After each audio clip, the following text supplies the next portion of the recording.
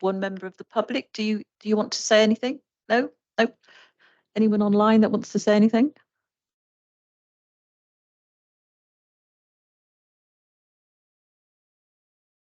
Well,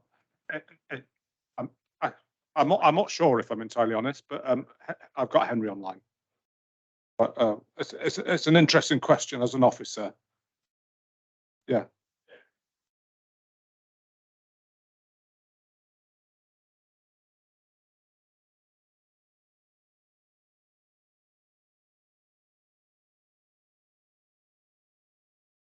But we do have to know if anyone wants to actually say anything. Yes.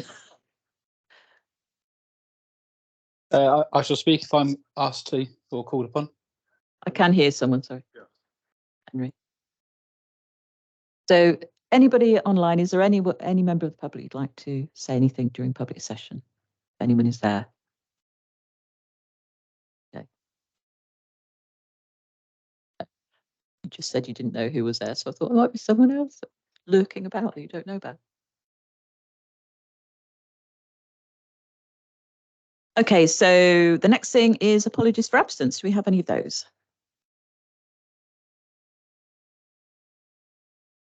Apologies for absence from Councillor Wadey Kerr, Councillor Moore, Councillor Cassin, Councillor Isherwood, Councillor Price. I think that's it.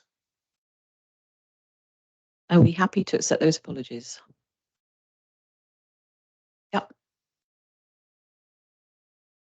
Next thing, disclosure of councillors' interest on any matters in relation to the Code of Conduct. Has anyone got anything to disclose? So, Councillor Milner.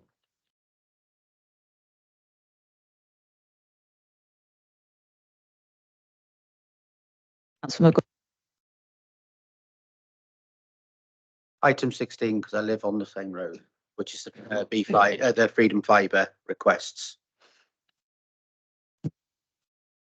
Just for clarity, are you leaving the room when that's been discussed? Okay. Is that the same for you, Councillor Milner? Councillor Upton. Madam Mayor, my employer is listed as a member of the prospective health panel, so I will be declaring a bias on item number 18 and leaving the room. Say something, Aaron. I think everybody's looking for me. The matter,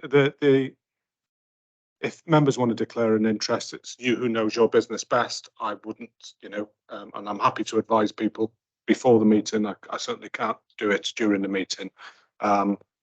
I think that's a long connection, Jonathan, but you've obviously made that declaration, so we'll go. Yeah, we'll go with that. Everybody, didn't miss anyone for the side. No. So the next thing is the minutes for the meeting on 13th of September 2023. Has anyone got anything on the minutes? Or can we just accept those minutes? No? Everyone in favour? That's great. Next thing is to answer any questions in accordance with standing orders upon which formal notice has been given.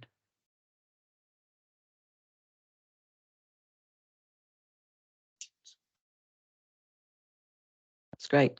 So the next thing is Shropshire Council updates. So we've got Mike's not here, so we have John's not here. So Councillor Kerr, do you have any updates? Yeah, I just up down a few issues, and obviously Mark might know more than me, but he's not representing Oswestry. So a few things. The March's local enterprise partnership will be coming to an end as part of its probably move towards that. Shropshire has agreed, you may have seen, to work jointly with Powys Council and Herefordshire, which is quite interesting, and Telford as well, and an interesting development, which I think we'd wholeheartedly support, and that might enable economic regeneration to better reflect the concerns of a rural area such as we are, and the potential, I think, for cross-boundary work in between two nations, I suppose it would be, is quite exciting. So that's, I think, a significant development. You all know that Shropshire Council's got a very major savings target. The news from the leaders that they are on course to meet that target, which that's heartening to hear. So we'll see how that falls out for the rest of the year. I suppose the other news that affects the Shropshire Council is the news that was came out from the Prime Minister last week, which is that with the demise of HS2 to Manchester, some positive noises were given both about money for the rail link between Oswestry and the Bowen. The latest I've heard on that is it's still subject to certain benchmarks being met. I'm not quite sure what those benchmarks are. So, well, we see, but obviously it's good news that it's been talked about as a potential scheme that will go ahead, and potentially more money for the North West Relief Road. Though that is, again, I don't know the details of that exactly. That's about as much as I've got. Thank you. The next thing is a request for funding from Operation Martin's Garden. So during the public participation session, September meeting, which I wasn't present, Darren Fraser spoke about a project called Operation Martin's Garden, and then we have it agenda item A here. Does anyone have anything to say about that?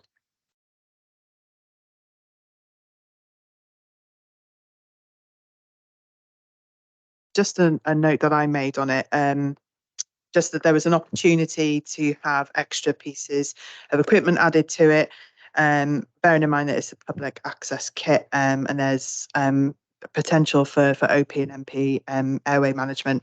I think that this really should go hand in hand with extra training from a aseptic technique point of view. You don't go sticking tubes down people's noses without training. So that was my only concern, is whether it needed to be in there, or whether whether we were going to provide training for people in that where it was being stored or whatever. It was just a comment.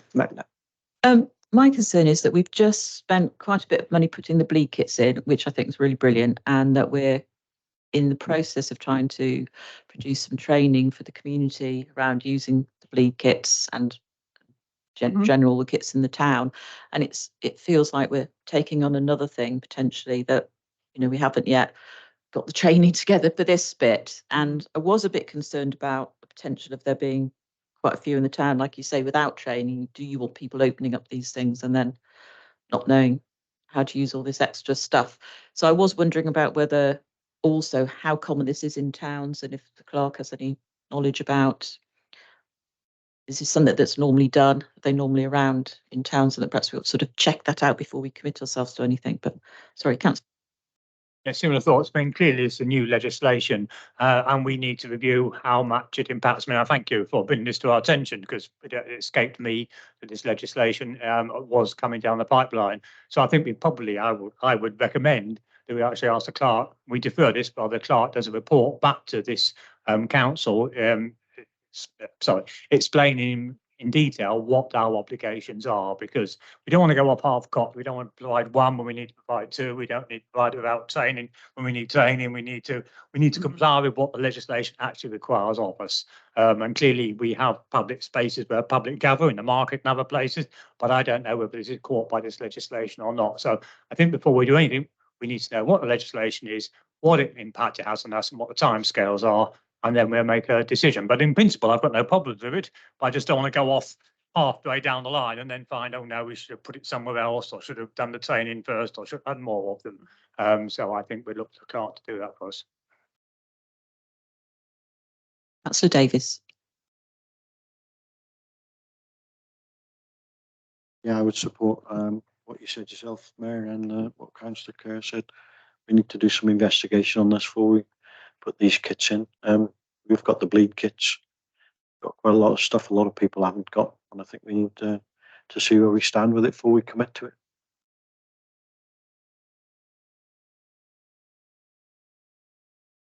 No, so we'll ask our clerk to do a bit of investigation about the legislation and everything. That's probably best.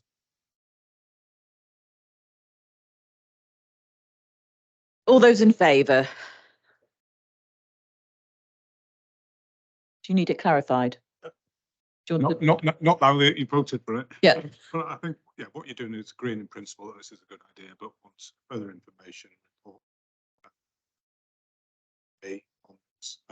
attended the NABMA conference earlier in the week, and there's a presentation on Martin's Law. The legislation hasn't been signed off yet, and so there's still a little bit of uncertainty with the exact requirements. Certainly as a town council, we will have responsibilities. I think the issue that we will need to consider in the report is are you taking on other people's responsibilities as part of this by providing equipment for others when they should be doing it themselves? So a little bit to go through, but I'll endeavour to do that report, probably be in the new year. Or just a part of that is the park and events like, you know, the marathons and runs, who's responsible in those sorts of events as well. Okay, that's great.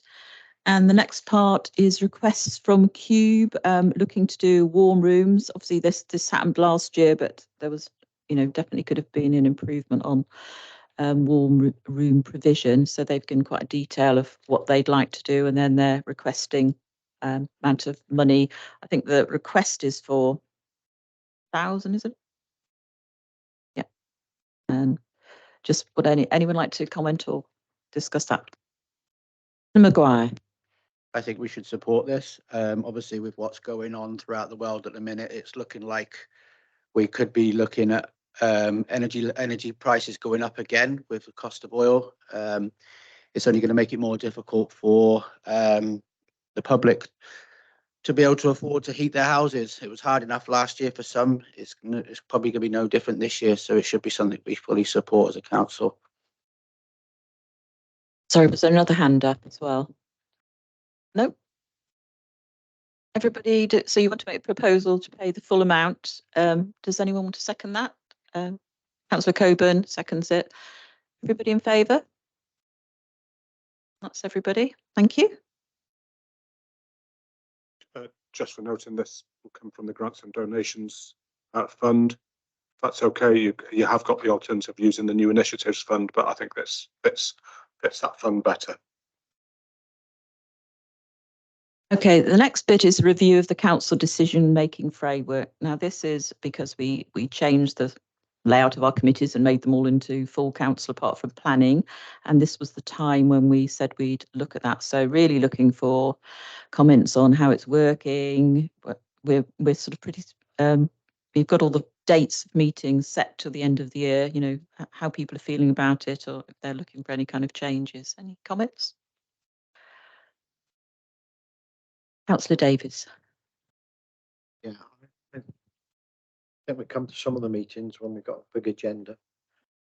Stuff gets passed on a nod and a wink, but we say, right, block, dink, which we can on some things because we've all read it.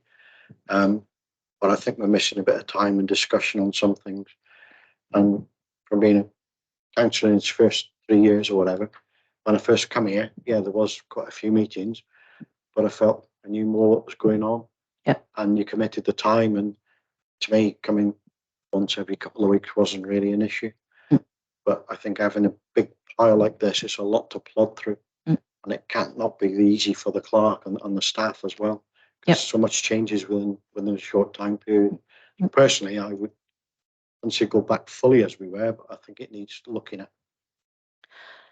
Anyone else? Councillor Upton. Perhaps we just need to consider having perhaps maybe 2 council meetings a month rather than just one, to cut down that level, but keep it as council rather than going back to the old committee system. Any other comments? Councillor Jones.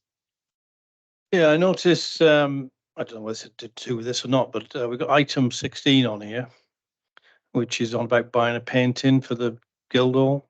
Surely the clerk can have some delegation to buy little items for the Guildhall. It seems a bit petty that we're having to talk about this tonight. Does that make sense? That's something different, really. What do you think Okay. that? I just thought Part of I it? brought it up That's because part of- they're talking about delegation. Okay. Okay. Well, How do people feel about that? Or anything else on this topic? Councillor Kerr. In answer to that point is whether the clerk's got delegated authorities, whether we give them delegated authority when we approve the budget at the start of the year. It wouldn't matter what committee system we have. You know, one council will approve the budget, and either in that budget we give them delegated authority to buy paintings or we don't. And if we don't, we'll have to have them come here. And if we do, he can get on and buy paintings. And for whatever reason, we didn't. Probably. So it's not relevant to this discussion. My point is, which others still have committees or not have committees. I think whatever we do, we have long meetings when we have committees. I remember chairing a very long meeting of finance and general purposes back in February. So I think long meetings is inevitable when you're running an organisation that is of this size and probably complexity as well. I think probably the issue, an issue that has arisen is that by having all the council meetings on one day, we can make it difficult for members of the public and councillors who happen to have prior commitments on that day. So I think probably going forward, if we keep this arrangement or look someone else, that's fine. It might be a better idea to move it from Monday to Wednesday, to have, to move the meetings on a monthly basis, perhaps having either one on a Monday and then one on a Wednesday or Tuesday or whatever. I don't really precious about the days, but just realising by having it always on the same day, we can make it difficult for any particular member who has a business or clear need to be somewhere else on that day. Any other comments? Councillor Maguire. I just want to agree with what Councillor Davis said. I think sometimes the agendas are so big that there is sometimes, obviously, there's, we're all here and passionate about what of our opinions. Sometimes our opinions go on for quite some time, and it doesn't always give the opportunity for another councillor to perhaps get their opinions through properly. And also sometimes there are small bits that maybe get left out because the meetings are running close to 9 o'clock or whatever. There's always that risk. As Councillor Kerr said, yeah, there were times before before we changed it where sometimes the meetings went on, but I don't think we ever had a meeting that went past 9 o'clock before. Oh, maybe we did. Maybe did. No. That's fine. That's fine. So yeah, I do agree with what Councillor Davis says. I do think some things are getting missed as a result of such a big agenda. I think from my experience that feels the case. I think also people just feel tired. Sometimes they're coming straight from work, they're sitting in the meeting and they, by 9 o'clock they're starving and they just think, right, okay, the last item gets moved. And I suppose if the meetings were more frequent, you can actually move something from the agenda. If it feels like it's going on, you can choose a less important thing and move it on, but it feels a long time to be able to move it a month away. Let's see what the clerk would like to say.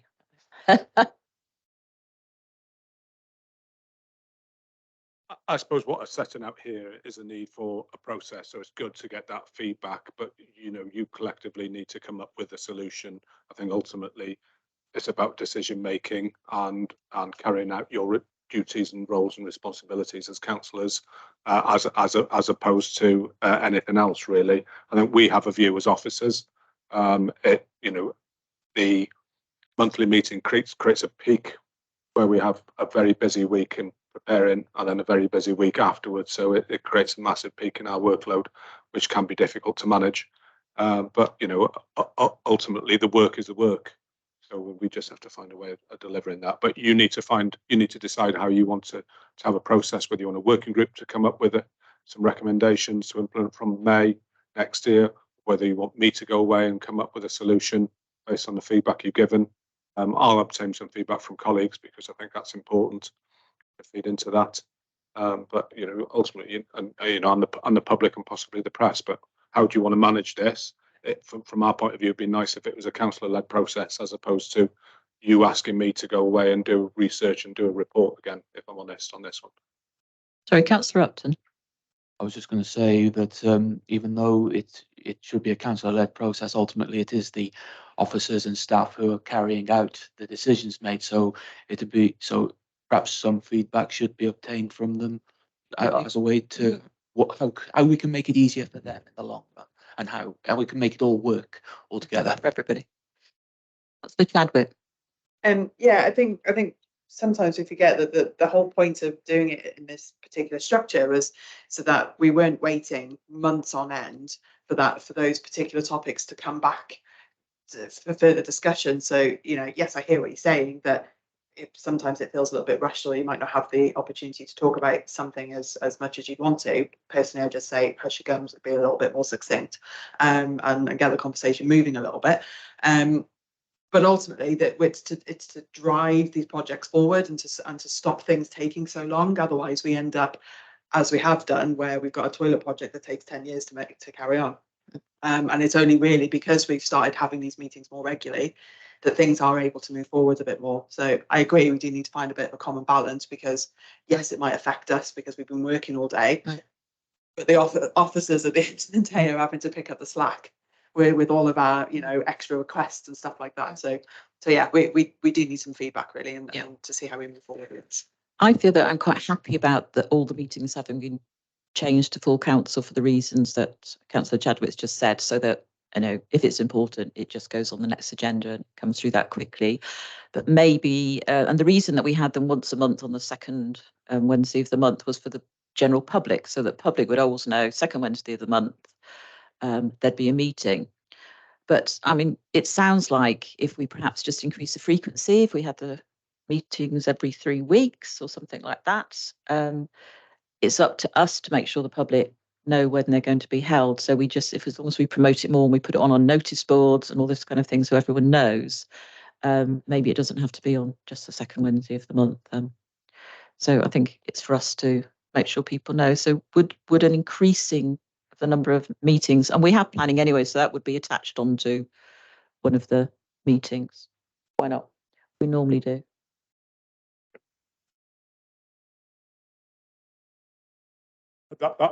In the future. That's an option you could go forward with. Yes, in the future we could put planning like we used to, attach it to one of the council meetings and just have the council meeting slightly more frequently. It sounds like we need a working group and that we need to do some kind of straw poll to check if it would actually help people attend, councillors attend, if we alternated the days and which days we alternate. I know Aaron prefers Wednesdays. Wednesdays. Finds Wednesdays easier than Monday because obviously things come in and you need to have time to sort it out. But if it was a Tuesday and a Wednesday or a Monday and a Wednesday, alternating. Yeah, I think you need to come up with a, you need to come up with a proposal that then council consider it.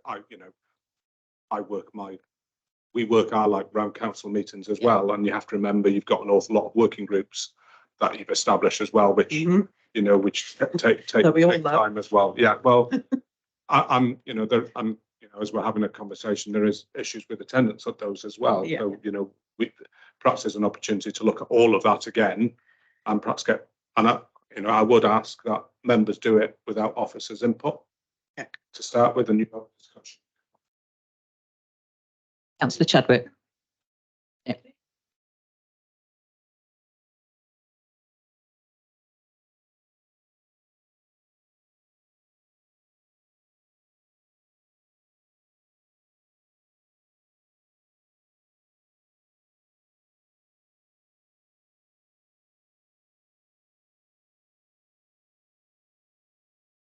Following week, so you just say, right, we've got an hour allocated just these items, and actually if we get rid of anything, then we're going to be taking an hour following week. But actually, I'm just thinking as an interim solution, we're not increasing anybody's time. We're not, actually change the planning one to a Monday, say, so you can have, and then you are addressing Mics. I've got a big enough job. You don't really need that, do you? Let's face it. Come on. So it sounds like people have got various different ideas. So do we need to have a working group that just does one off? It's task and finish, one off. No. And that we do ask for the officers' input as well to be fed into that group and just have a one-off meeting. What do you think? Councillor Coburn. If Sam is going to make a suggestion as a proposal, I will happily second. We don't always have planning. Do we always have planning 1 week after council? This obviously comes into force in May. That's when you set your, so there's time to look at that. If I pull together a bit of a report for early in the new year that says it'll look like this will be the frequency of meetings, this is what you need to change because you might need to change standing orders, and to give you some feedback from councillors, from officers as well. It might be useful to get some feedback from the press in terms of what they think, because and also from from perhaps some of the members of the public who attend as well. That sounds a good idea. So we go with that. Oh, sorry, Councillor Radford. Given that Aaron is quite openly saying this needs to be councillor led, can we not organise between us, say, another, what do we call them when we all got together that wasn't in a meeting and we all went round the room with sticky things? No, not a town meeting. What do you call them? A workshop type thing. Thank you. So we've got a budget seminar coming up. And I've been looking for things to put on the agenda. So would you like a short session about that? Well, because that'll give you some time to get some feedback and us to think about it. Probably not to get that feedback because it's in a couple of weeks' time, Okay. if I'm honest.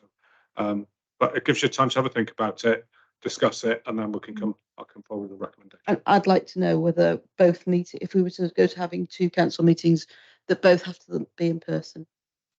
Yes, they do. Yeah, councillor can only be present if you're in the room, and you can only make decisions in that way. It's the law, I'm afraid. What's the date of that meeting? How far away is it? In 2 weeks' time, did you say? Yeah. So can we take it that everyone will have a think about it, and if they can't make that meeting for whatever reason, that they feed in? Can they feed into you ideas to be brought forward in a report? So if anyone can't make that meeting where we will discuss it, can you please let the clerk know what your ideas are? And hopefully anyone who's not here will know to do that as well. Okay, so as I said, we're keeping it on for a few months, so it's not that urgent.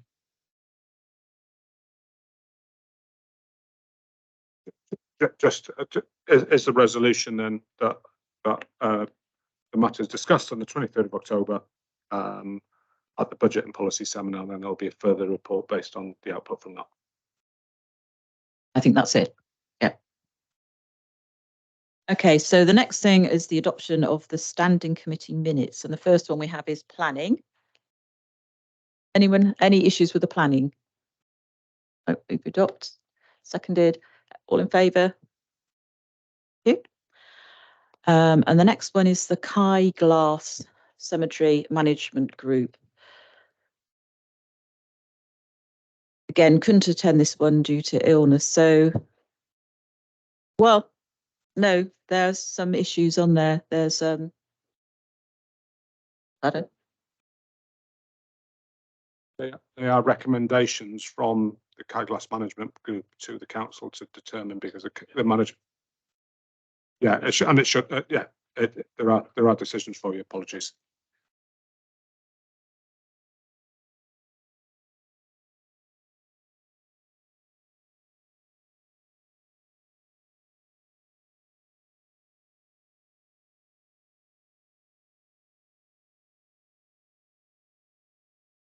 So there was a long discussion on a number of matters, but the key decisions are around the water play facility, and just to approve a spend of £320 odd to allow us to investigate with Severn Trent some of the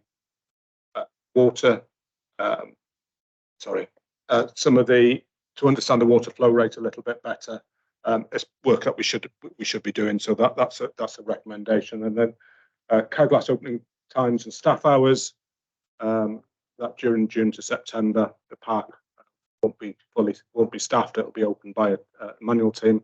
There's a recommendation in there around licenses to trade as well, which members need to discuss.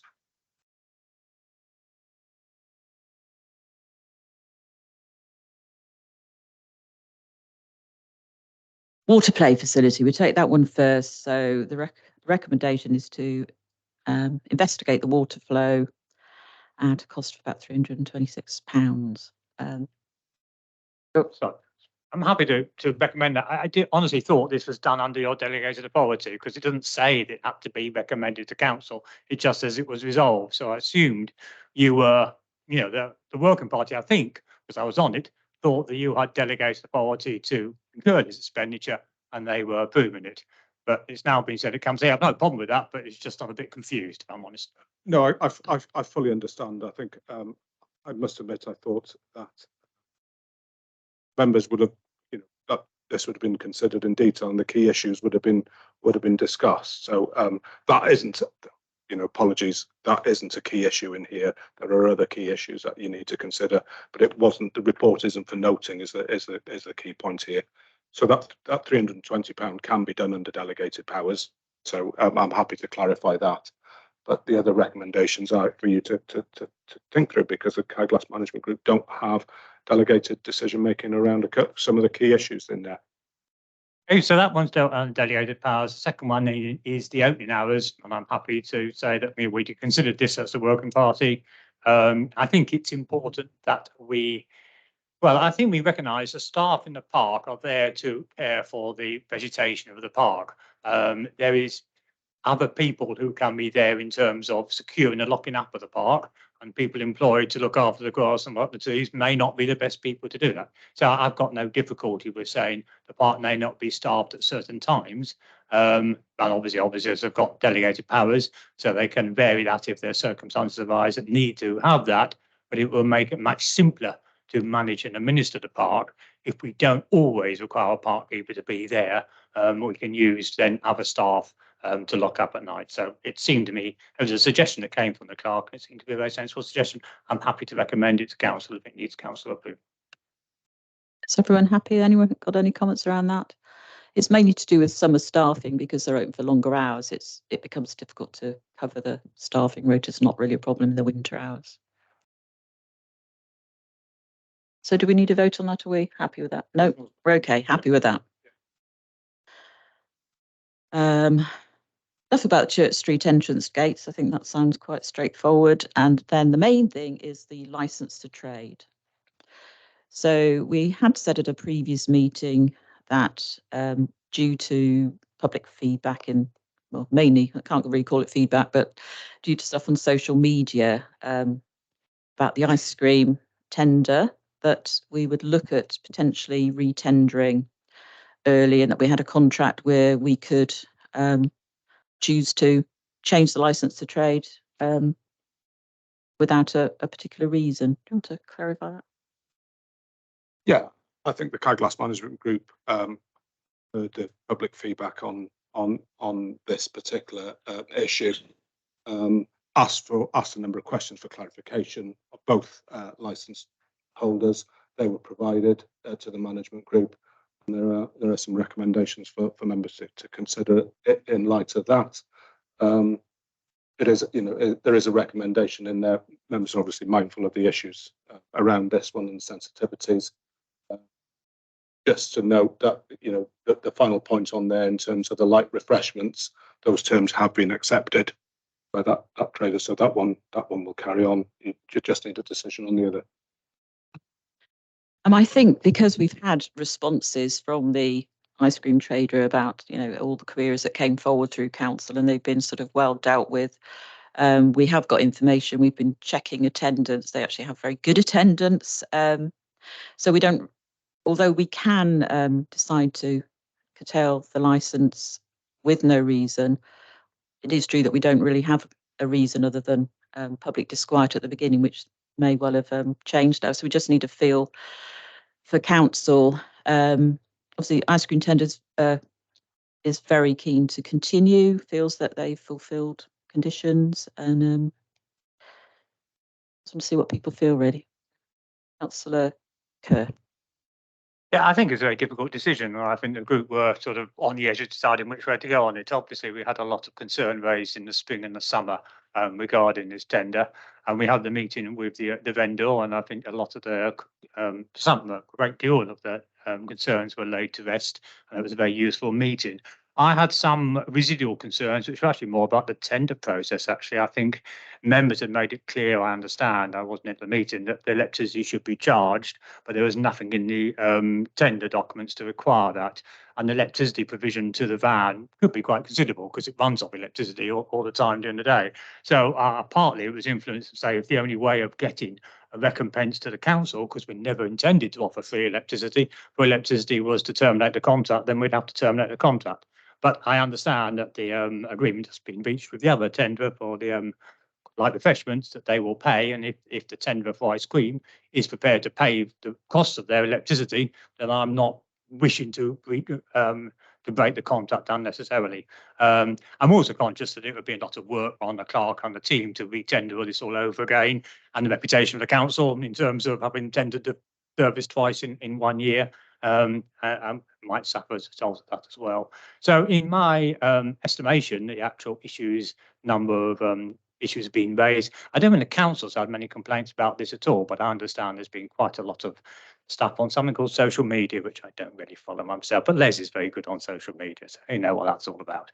Yeah, it has been made. So as I said, it's a difficult decision. We're on the edge. We can go either way, it seems to me. I think my own mind would be that if the vendor is willing to now meet the cost of electricity, the contract is such that we can terminate without default, I understand, at any time. So if in the future concerns re-emerge or we don't feel their performance is as described, we will have the option of dealing with a termination at a later date. It's not a now or never issue, but as of a now issue, I propose that we don't terminate the contract provided they meet the electricity charges.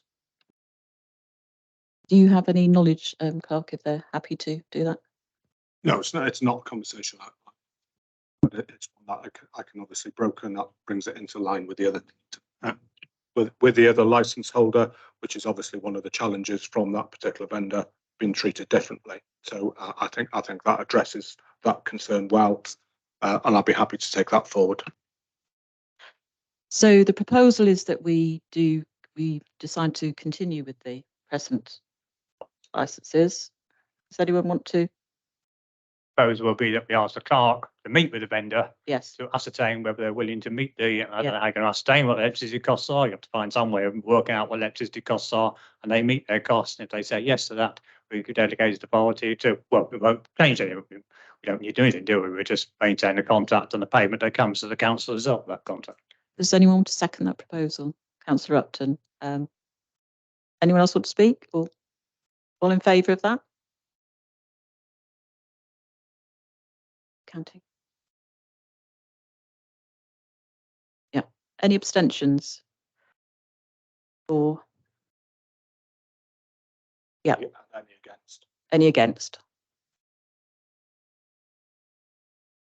Sorry. Okay. So Councillor Milner against. 3 abstentions. Did you get people's names? Don't need it. Okay. So that is carried. It was clerk will obviously let us know what's happening.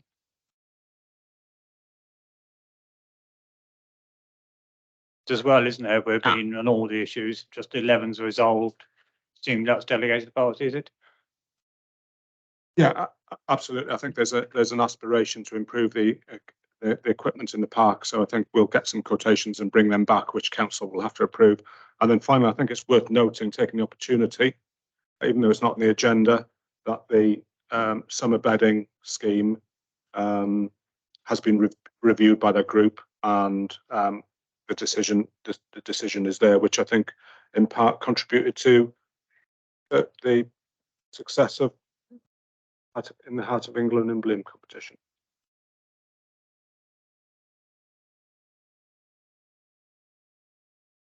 Sorry, absolutely. On the last bunch, when we started, you mentioned about Severn and Trent doing a water flow check on the splash pad at £300 odd. We're going to vote on that money spent, because it seemed to get lost with Councillor Kerr moving on to other things. I asked the clerk if we needed to vote, but Yeah, I think in my introduction, and apologies, it probably was a clumsy introduction to that agenda item. I believe I have got delegated power to do that, because you've agreed to progress the splash park, and it is an operational issue. I would say as well, because it's something we should probably have done anyway, aside from that particular issue. thank you. So now we're on to the review of policies, starting with the disciplinary policy. Do you want to say anything, Aaron? So just in introduction, just to let you know, we are going for the now local council award scheme. So there's a set number of criteria of things that you have to do to meet that. So these policies have been reviewed in line with the SLCC model documentation. However, what I would say is that I do want to carry out a further review in due course and a full review of the staff handbook using our HR provider, Shropshire Council. And this is a key work, but in the meantime, I would like just to record that we've reviewed and updated these policies, which are particularly relevant at this moment in time as well. Everyone happy with that? Yep, no comments. Oh, yep, thanks. So you're All three. yeah, you're Yep. approving. Final accounts. Do you want to speak to the final accounts? Yeah, this is for noting, and I have taken the feedback that I need to be clearer in terms of what we're asking members to do in the reports. I've heard that feedback, but this is for information only. But you'll be pleased to note that yet again there's been no matters raised from our audit. It just goes to show the effectiveness of our finances. Okay. Moving on to, sorry, no one had any comments on it. No, fine. So moving on to the finance officer's reports on car parking, income and ticket analysis. And any comments on those? I have heard some of the feedback from members. Obviously, there was feedback last time, and there was a discussion before the meeting about these. And just want to highlight why these reports are brought to you. They're not absolute measures of performance. They're to give you an idea of what's going on to allow you to make any decisions at any given point. So that's the purpose. Yeah, I've heard the feedback, and we'll continue to improve our reports. Anyone have anything to say about any of the car park income and analysis? Seems okay. Just make one, aside from all of the stuff that we've mentioned already, Aaron, in just being kind of clear, if we're reporting on a quarter and we're comparing it, that it actually needs to be the same quarter period from the year before and not like a week short, or it's a 6-month period in the graph and 3 months in the writing. It has to be, because you can't make a clear comparative in that respect. But considering we've had all the hoo-ha about the parking charge increases and things like that, that actually overall there is a 0.6 increase of people using the 1 to 2 hours. And although that doesn't have a large monetary value, it does actually mean that people are staying in town that bit longer, and so potentially there is that opportunity for the local traders to be for that footfall to be in town for longer, and for people to be spending money within the traders. So I think that we should take that as a positive, if nothing else. Councillor Jones. Yeah, looking at the income and expenditure, bottom of page 14, we are moving a bit of money to the reserves, which is good.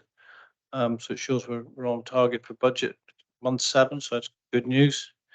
I did notice on here that we've had a new website, but we haven't actually put any costs against that, Town Clerk. I don't know whether that's not to come yet, or did we not spend too much money on that, or was that staff that have done that? And oh, sorry, have I gone the next item? Sorry. It depends if you take. I thought she said the both. Oh, she said, but no, I'd gone on to 12, but to car parking. But no, fine. Do talk about. Yeah. So yeah, you did approve the expenditure on the website because we went with a national firm who had a standard model. The costs were kept down to a minimum, but the expenditure is in there. all right. Okay. It's probably under computer operations. Okay. But I'll be honest, our IT expenditure has been higher than anticipated this year anyway, with needing new equipment and changing the contract. But if members want breakdown of costs, I'm happy to provide that. Yeah. Okay, so we were talking about car parking. Any more discussion on the car parking? Oh, all right, so we're quite happy with how that's going. So we're on the analysis of actual income and expenditure. Is that that's what we just talked about. Sorry, I'm going backwards now. Okay, what about markets? Markets income, trader numbers. Any comments on that? We happy just to note those? Yep. Okay. All in favour? Yep. That's fine. So the last thing, the thing we do have to make a decision. Sorry, go on.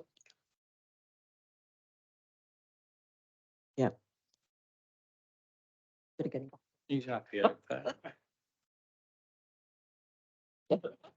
I quickened it out, did it? Okay, so the bit that we do have to make decisions about is the bad debts write-off. So any comments on this? Councillor. I mean, it's pretty realistic to see that we're not going to claim those small amounts back. The Boar's Head have new management in place, so you're not going to get it from the old ones. They've left the new ones with a ton of debt already, and obviously Oswestry Candle Company is already. So I think we just move to note on those and write them.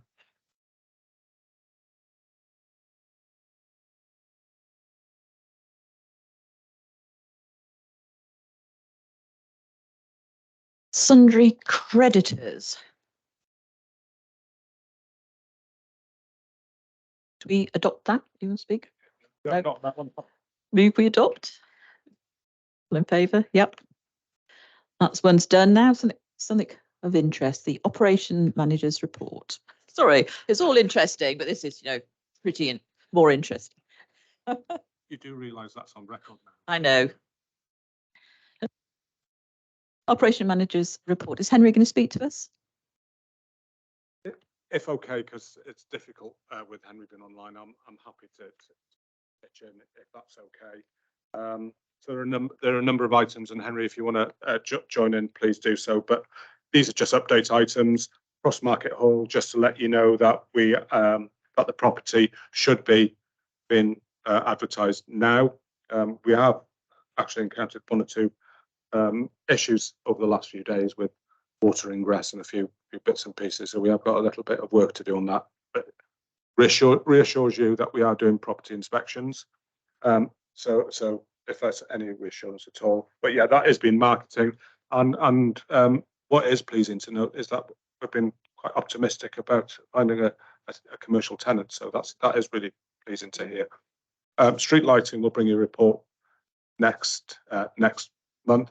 Just noting, the amount of work that we're working through at the moment, and the complexity of some of them just means that we haven't got round to doing this report. Third mansion, fairly straightforward. We're progressing well with that.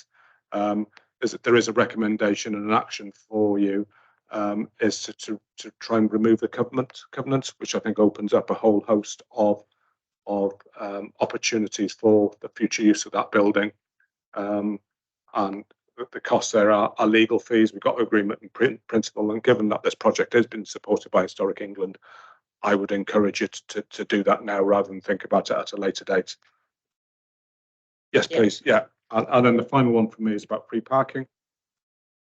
The council has supported free parking during the run up to Christmas. And again, there's a recommendation for you to do that. But it would be wrong of me not to tell you that there obviously is a financial implication to that, but we do factor it into our budget process. So we've two decisions to make. One is to go ahead with the 1,500 plus VAT to remove the covenants, to mean that fluid mansions can be used for anything really, or a lot more things than it would be otherwise. Can we have sorry, Councillor Jones? I'll move that. Yeah, I think it's looking very tidy around the Lewd Mansion too. Well done. But I'll move it. Okay, so you've moved that. I'll second it. Everyone in favour? That's everybody. That's great. And then the other one about free parking for Christmas. Are you wanting to? Yeah. Everyone's.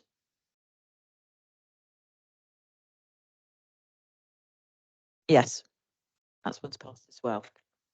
Just congratulating making that decision, because it does make a big difference and encouraging people to come to Oswestry. We've had that feedback, and interestingly, over the last week I've been out and about. I'm allowed now and again, and just talking to people, and they tell me we like coming to Oswestry.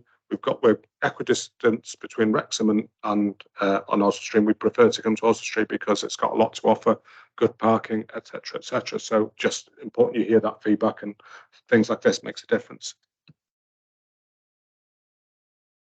So item 14 is pavement clearing work on the B5069 Oswestry to Gobowen. So footpathing work. There's some nice pictures there. Anyone, any comments around this? Councillor Upton. It's long overdue and we should support it. Maguire. Obviously, I've had a look at this, and obviously it's to do with the paths and the hedges, isn't it? Mm. It's both. Correct me if I'm wrong here, for being naive. This is a question. Aren't the farmers supposed to look after the hedges and trim the hedges back? Because there's farms either side, isn't there? Mm. So shouldn't we be writing letters to the farmers to maintain those hedges in the first place? And also with the paths, obviously that's a highways issue. Mm. So we should be, and I would ask that a letter be written to Shropshire Highways, because I have spent the last 3 or 4 weeks now, if not longer, chasing for all hedges, for all grass verges in all of Oswestry, not just our area, because the complaints are coming to all of from me from all over the place in Oswestry, for areas that are not being cut and maintained properly. It transpires to me today, because I was always to the belief it was Kia that was to do all the work, but it's transpired to me this week that it's actually been subcontracted out to a French company, which I don't know the name of the company. So I'm waiting to find that out. That's information I'm trying to find out. But I would ask that the council write a letter to Shropshire Council on getting these areas cut, because why should we be paying for them when they're already been paid for in our council taxes? We shouldn't be paying for it twice. And we should be writing a letter to the landowners of the farms to ask the farmers to maintain their hedges, as I thought, correct me if I'm wrong, they were supposed to do that anyway. So I've got a few more.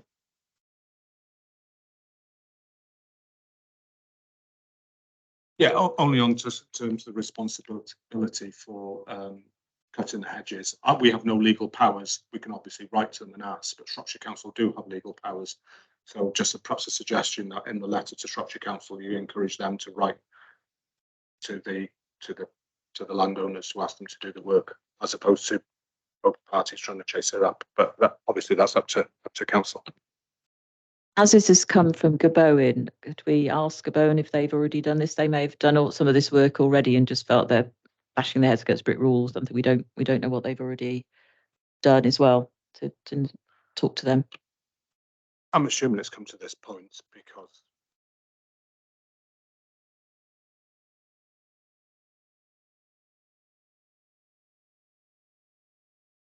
matter for us to think about our own bit as opposed to theirs.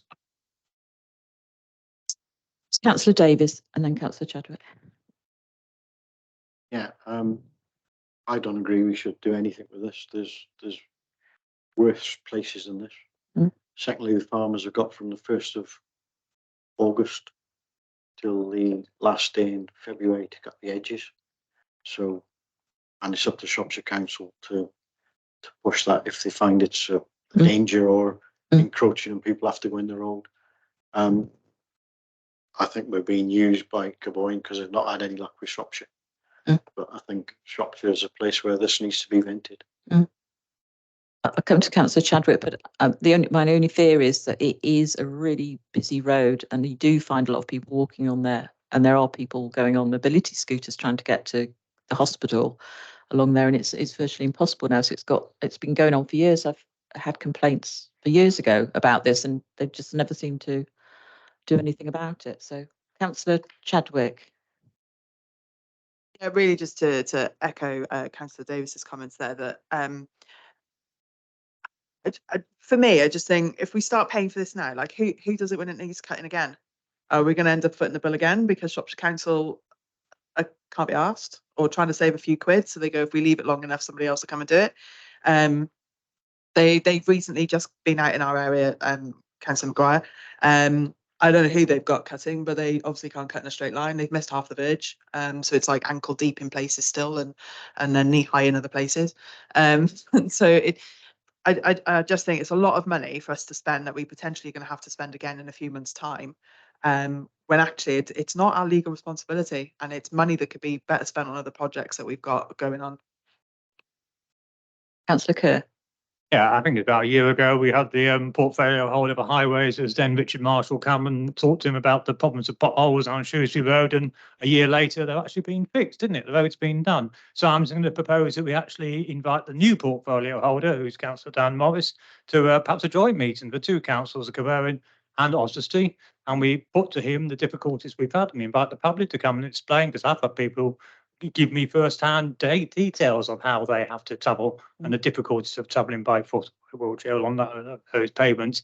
And we asked initially Shropshire Council to pull their finger out and enforce on farmers to trim their hedges back so people can, because I know you can't trim your hedges at certain times of the year, but you can if they're interfering with the public highway. That overrides that requirement. So that's my proposal. Councillor Jones. Yeah, I think you'll find the farmers do generally do their edges. They're quite good farmers along there. What the problem is, the hedge, the bottom of the hedge grows out, which is what you call siding outworks. So as time goes on, the soil sort of comes wider and wider. And of course, we're not allowed to spray verges anymore, are we? So we've created our own problem in many respects. So Shropshire spray all the time. that is one of the things. Well, they've stopped doing that. So that's one of the reasons that it's not the farmer, it's the hedge, it's the bottom of the hedge growing out, the grass vergy bit. You've made a proposal. Anyone like to second that proposal? Councillor Chadwick. Can you just, you clear? The proposal is that we invite the portfolio holder for highways, who's Councillor Morris now, to a meeting of the two authorities. He can hold it here, but we invite the members of Caerwyn as well. And we put our concerns regarding these problems to him and ask for his response. Had a seconder for that. All those in favour? Abstentions? Against? Yeah.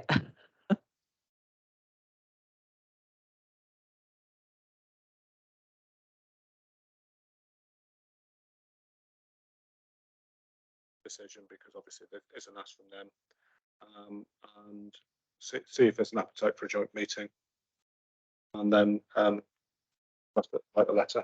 Yep. I would comment their meetings are on right now on a Wednesday night, which is why I'm not, which I usually go, I should be there rather than here, but there you go. So they always clash. So it won't be, if you invite them in on a night like tonight, they won't come. So could we invite, well, could we arrange a meeting when it doesn't have to be on a, council special meeting?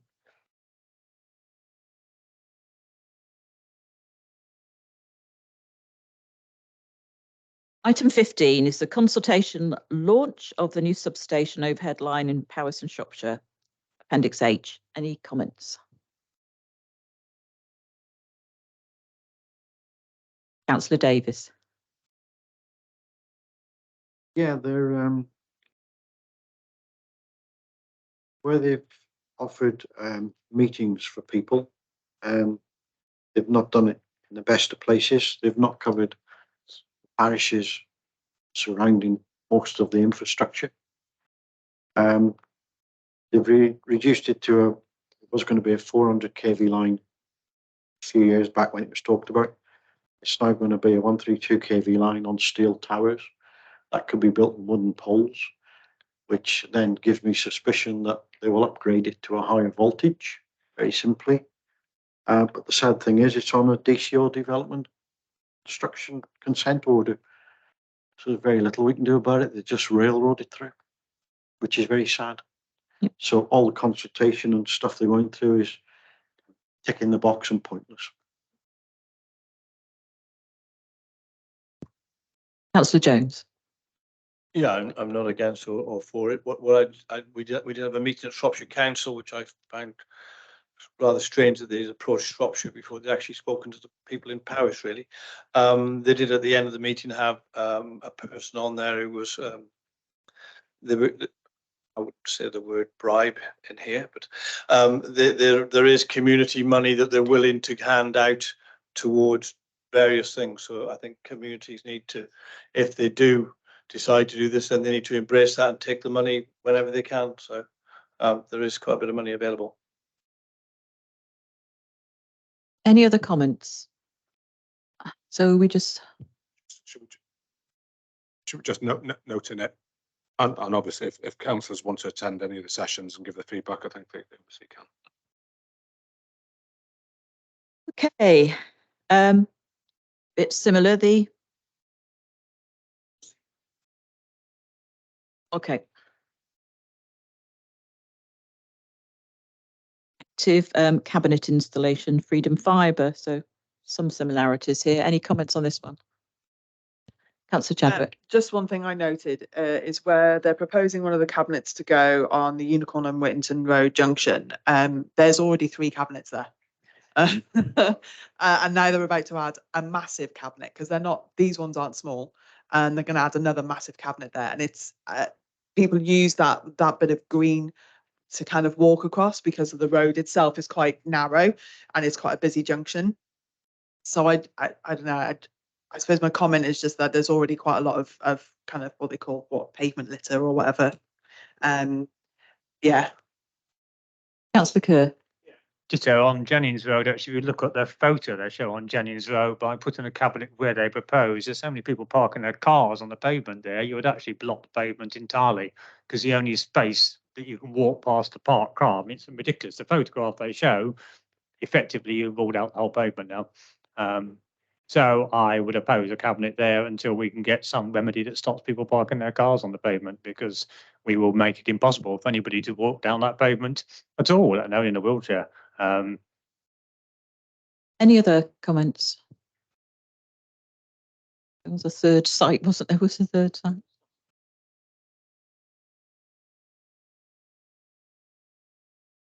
Mike. It's just on Castle Fields. It's on top of a little mound. It's not used. There isn't anything else there. It wouldn't be in view of anything else. So it's a better location.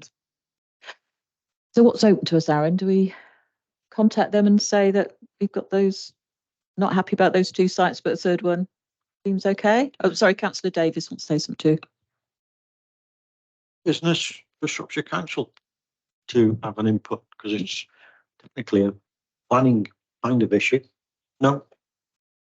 No, it's actually part of this broader discussion about permitted development and being able to do it under those issues, which is obviously a quite a relevant issue in Oswestry at the moment, and one which we've fed into the NALC response. So I can give the feedback, and you know, and that's all we can do. Can we ask them to apply some common sense as to the exact location of them? Yeah. On that side, you're going to have the same problem. Perhaps they can move it around the corner or something. The council do own Brinavid Fields, so I presume it could go in there. Is there a reason why that couldn't go? I mean, just over the other side of the fence? Mm. Put the fence open, do it, and we seal it back up.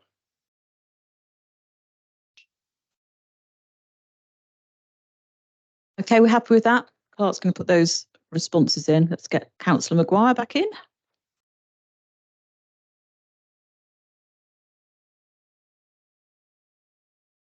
Mm-hmm.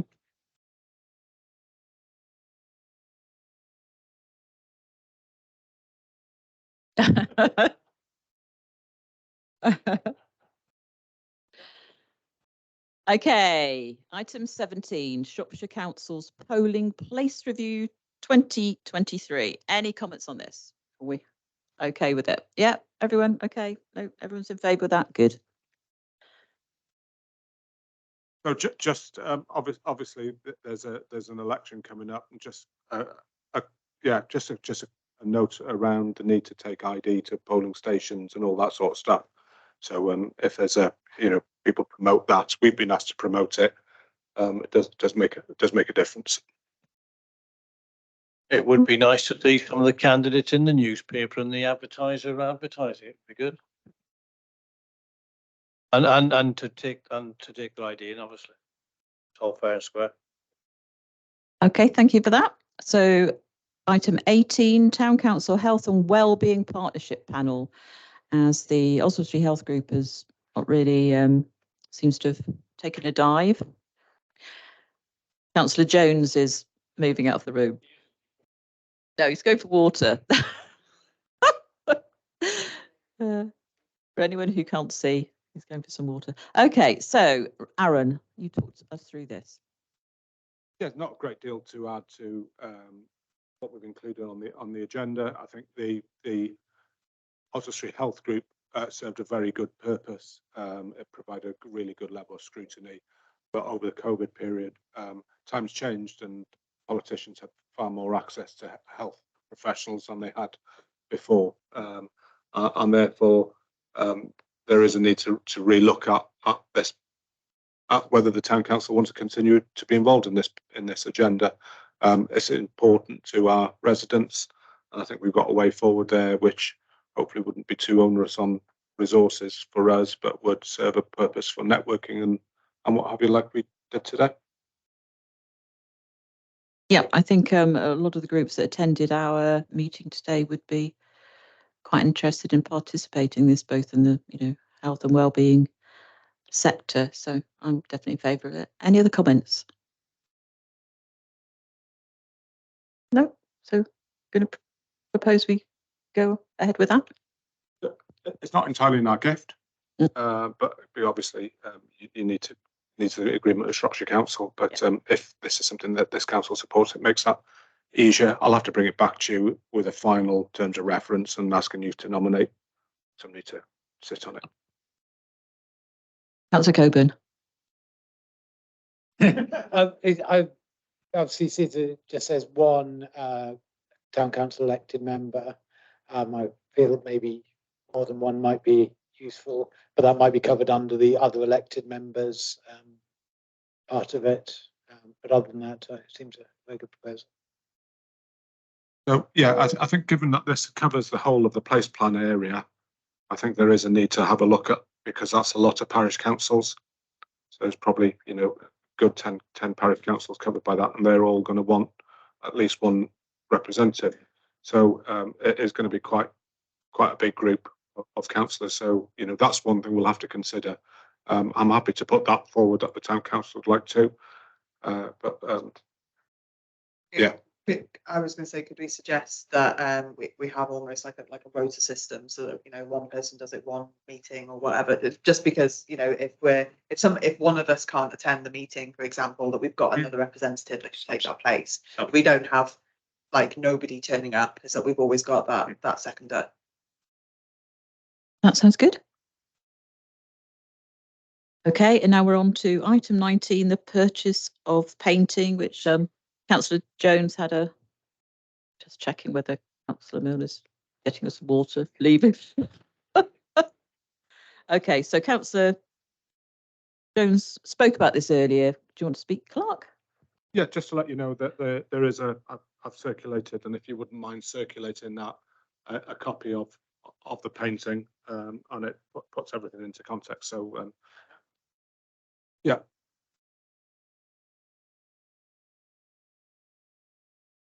I think, as Councillor Kerr said earlier, it's a small amount, but then you don't necessarily want your clerk to feel he can, redecorate his room with expensive decor and hang Rembrandts up there and all that kind of thing. There's got to be some kind of, decision about what can and can't be done.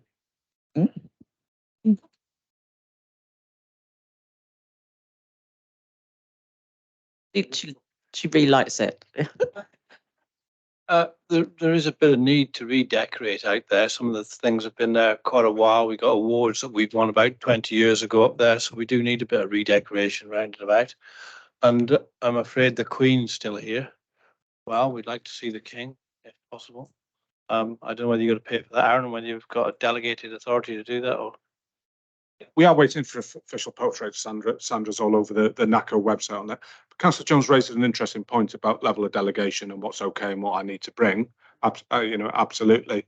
It felt this probably fell outside, but given council's under quite a lot of scrutiny at the moment as well, and if I'm purchasing things or making recommendations that you haven't seen, that puts me in a difficult position, doesn't it? I'm new, so best to cover the dots and T's and all that sort of stuff on this one. But just a point about decoration, we absolutely need to do it, and you need to let me get on with it within the budgets that we've got. Yeah, I think redecorating It's fine. So we all have, sorry, Councillor Chadwick.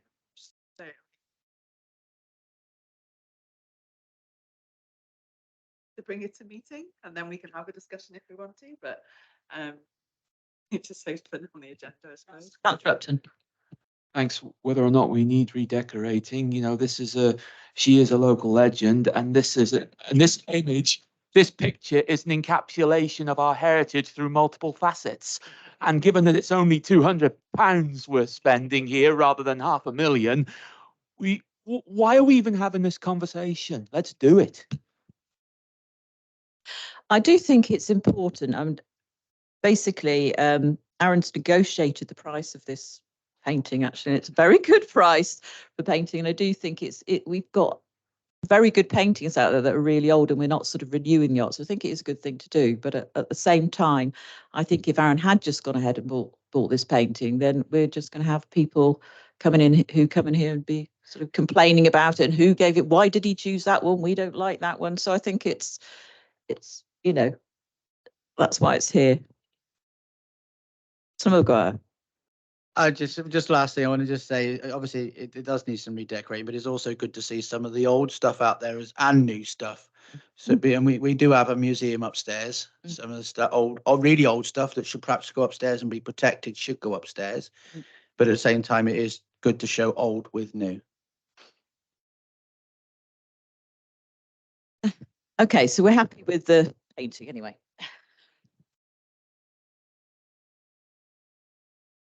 Yeah, vote for painting. Yeah, happy. All in favour? Mark, you're in favour too? Okay, that's everybody. Thank you. Right, town clerk reports. Loft insulation. Let's do them one at a time. Loft insulation. Yeah, the scheme's now closed. The report gives you information on the number of applicants, the numbers of schemes delivered, and provides some sort of analysis. We'll bring a full report back to you with the absolute final detail at some point. And I'm quite candid in the report in terms of whether it's been success or not. What has been clear is that it's a difficult industry to be in and to be involved with, and by trying to simplify the process, we've actually added another layer into it to some extent. But there's a lot of cynicism about free stuff. Is the feedback is that we've been struggling to get any traction providing free loft insulation. People think there's a bit of a hidden agenda there, which is an important message that all funders, and whether it's government or the town council, need to get across. Councillor Maguire. I was just flicking through then because I can't remember where I saw it, but it did seem to be quite a few people that were helped, but not necessarily accepted for the grants, which would be interesting to know why they wasn't. It could have been just because of their financial situation at the time. Maybe they didn't qualify for that reason. I'm just quickly flicking through then, but I remember seeing something like there's 17 people that's been accepted. There's 7 more in the pipeline, but something like 30 odd that in total. So I just wondered, Generally, so we only had 2 qualifying criteria. One, are you in a council tax band A or B property, and have you got loft insulation? So we've had a number of band Cs come forward, and we've kept all this information on a number of people who had works that were far over what was needed that we could fund as well. So full retrofitting, what have you as well. So yeah, there's some good figures in there. We'll when we bring the full evaluation, I'll provide some more analysis on that if that would be useful. I mean, it does show that there's predicted good carbon saving and good bills reduction for all the people who have been helped. It's about half the number that we were hoping to do, and it's cost us half the amount. So the actual costings worked out quite well. But yes, they've obviously, in the number of people who've rang them, some of them don't fit the scheme but they've been able to help them access other things, including debt relief and extra individual payments. So I think overall it's been really good. Anyone else want to comment, or should we? No, we move on to Oswestry Town Council projects. If there's a big list of the projects here, in a nice table with different colours, so we can identify what stage they're at.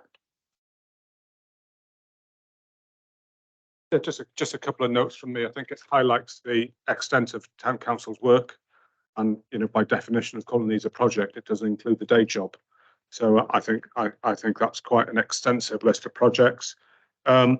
Just in terms of an update on a couple of items, you'll have seen Shropshire Council are about to launch a consultation on reducing dog fouling. That's an issue, and consultation on the public spaces protection order. So that gives us an opportunity to contribute to that. We may be able to understand whether we can get delegated powers under that. And just to fill you in, that the ground survey has been received. So this is on the Splash water play facility. The ground survey has been received. We're in a process of trying to understand fully some of the technical stuff in there. It is very technical, but we are asking the people who did the survey to meet with us and explain the report in detail. And I'd like to open that up to members, so we're having a little bit of a briefing on it. We fully understand that the summary version is you can still progress. However, there are one or two restrictions. Why? Just a quick one on the dog fouling. It was good to see that come out this morning. I think it's due for discussion in Shropshire Council. Is it on the 18th? I sent or something like that.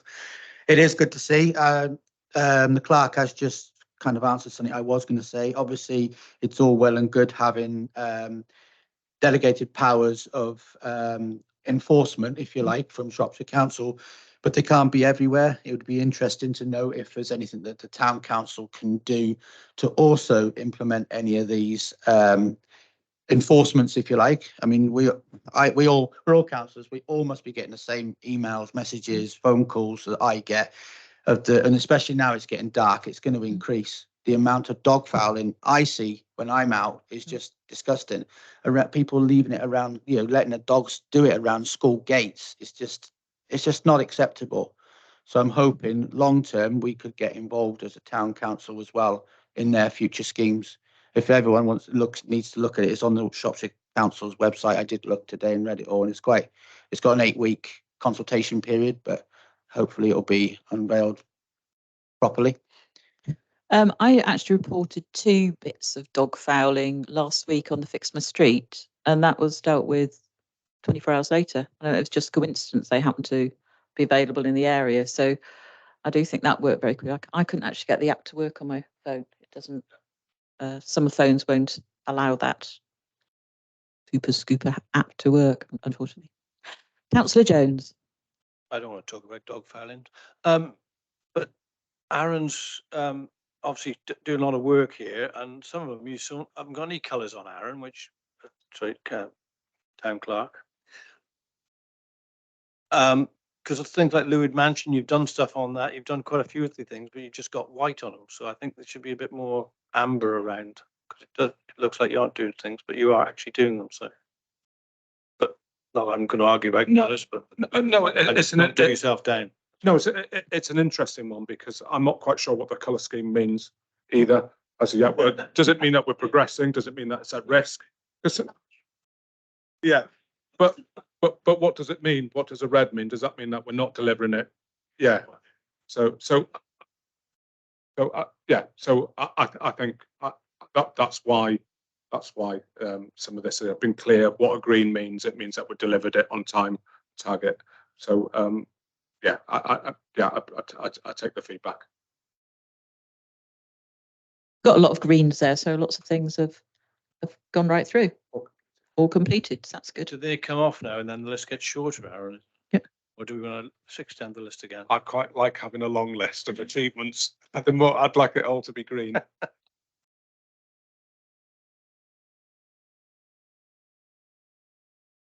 Now we have, if we're happy, we finished with projects. Yep. So now we've got the English Walls public toilets refurbishment. The tender's just in. So this is an introductory report in public session, just to reassure you and fill you in on the tender process. Obviously, members have got a decision later in terms of the award, but this report gives you a bit of the history. It sets out what you've instructed us to do. It talks a little bit about the consultation, but very clearly gives you the specification as well. The tenders have provided prices against the specification, and there's some next steps there, but clearly members have a decision in a little bit to make. Okay, so everyone, so Just noting this for now, and Please. then we'll talk in secret. we do. Well, I think it's just useful just to highlight why it's been taken into Yes. private session at this point. It's Yeah, because you know, so the reason it's gone into private session is to allow us a position to negotiate. So tenderers don't know each other's prices, and the detail, that's confidential information for you to discuss. But there is also, stuff in there which is a commercial sensitivity to some of the businesses as well. So it's really the discussion that's in private session as opposed to the decision, if that makes sense. okay, so I think we're ready to get to that point in the meeting where we exclude the public and press.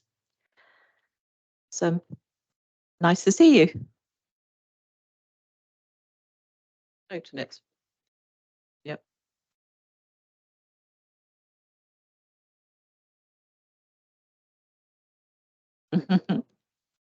Thank you.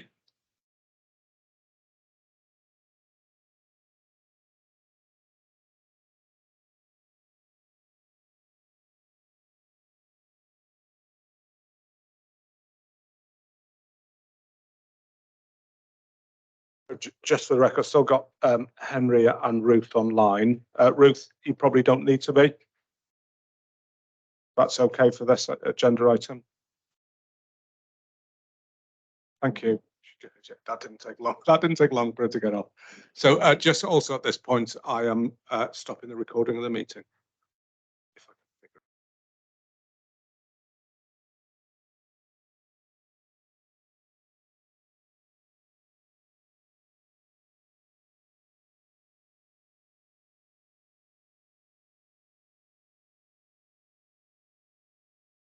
No, this is actually quite important.